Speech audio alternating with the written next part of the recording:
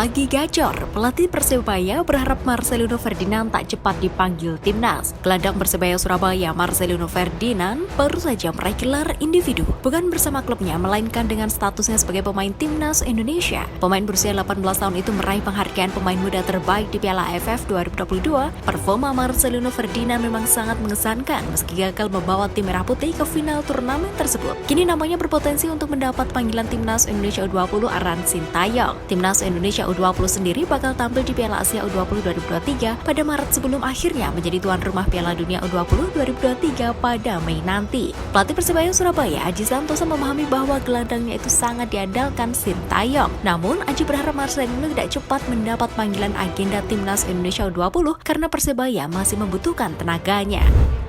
Jonathan Cantilana selangkah lagi gabung PSS. PSS Sleman masih adem ayem dalam bursa transfer BRI Liga 1 2022-2023. Klub berjulukan Super Elang Jawa itu sejauh ini baru mendatangkan dua pemain, keduanya yakni striker asing Yevan Bokashvili dan gelandang Rahmat Hidayat. Sebaliknya, PSS Sleman melepas pemain pada putaran kedua BRI Liga 1. Mereka adalah Ze Valente, Telisen Duarte, Michael Chagas, Jandi Eka, Fandi Eka Utomo, Saiful Ramadan, Miftahul Hamdi, Komarudin, dan Riza Fadila. Manajemen PSS Sleman pun buka suara soal kesan santai di bursa transfer kali ini. Manajer PSS Sleman Dewanto Ratmoyo mengatakan gerak PSS lambat bukan berarti manajemen diam.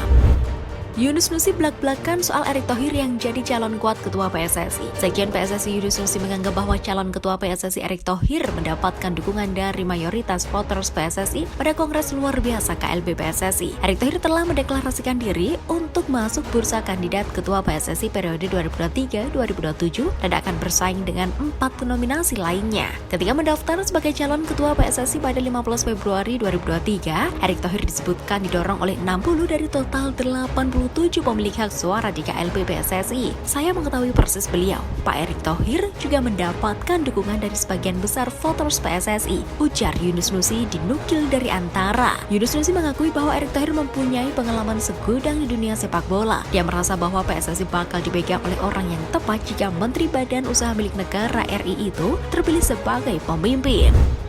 Sintayong akan geber persiapan timnas Indonesia U20. Sintayong tidak akan berlama-lama di Korea Selatan. Arsitek berusia 53 tahun itu bakal kembali pada awal bulan depan untuk memoles timnas Indonesia U20. Sintayong mudik ke negeri Ginseng sejak 16 Januari 2023 setelah dievaluasi oleh PSSI pasca kegagalan membawa timnas senior menjuarai Piala AFF U20 2023. Kepada media Korea Selatan, Neovol, Sintayong mengisyaratkan akan kembali ke Indonesia pada 1 Februari 2023 demi mempersiapkan timnas Indonesia U20. Timnas Indonesia U20 bakal menghadapi dua turnamen penting dalam waktu dekat. Pertama, Piala Asia U20 2023 di Uzbekistan pada 1-18 Maret 2023. Kedua, Sintayong akan memimpin timnas Indonesia U20 pada Piala Dunia U20 2023 pada 20 Mei sampai 11 Juni 2023 ketika menjadi tuan rumah. PSSI mentargetkan Sintayong untuk meloloskan timnas Indonesia U20 minimal ke babak 16 besar Piala Dunia U20 2023.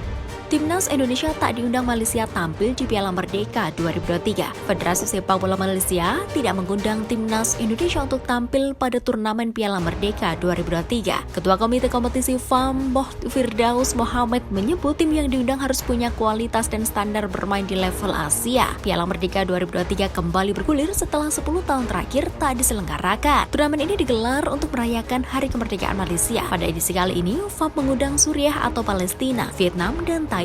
Timnas Indonesia yang biasanya selalu diundang kini tak masuk dalam standar yang diinginkan. FAM punya standar khusus yakni tim yang bermain di Piala Merdeka harus punya ranking FIFA lebih baik dari Malaysia. Saat ini Malaysia berada di posisi ke-145 dan Timnas Indonesia ada di urutan 151. Thailand raih 16 miliar rupiah setelah juarai Piala AFF 2022.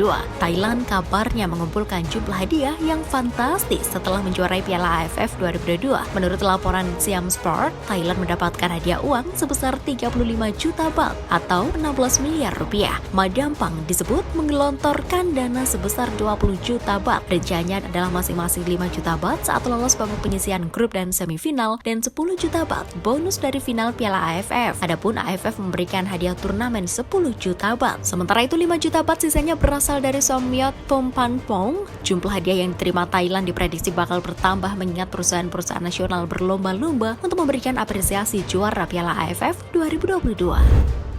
Debut di Persebaya, Paulo Victor ungkap kebahagiaan bikin gol dan assist. Sosok striker Paulo Victor menjadi magnet untuk menyaksikan laga ini bagi supporter Persebaya Surabaya. Dia adalah pemain yang membuat Silvio Junior dilepas oleh Bajul Ijo. Paulo Victor baru didatangkan dengan harapan bisa menggantikan peran mesin gol baru. Pemain asal Brasil itu pun mampu menunjukkan kualitasnya dalam laga debut bersama Persebaya. Persebaya Surabaya berhasil memetik kemenangan besar di pekan ke-19 2022-2023. Mereka mencundangi Persita Tangerang dengan skor 5-0 di Indomilk Arena Tangerang, Rabu 18 Januari 2023. Paulo Victor sendiri tak tampil sejak menit pertama. Dia baru diturunkan pada awal babak kedua dengan menggantikan Michael Rumere. Menariknya dia langsung tampil impresif lewat masing-masing 1 gol dan assist di laga debutnya.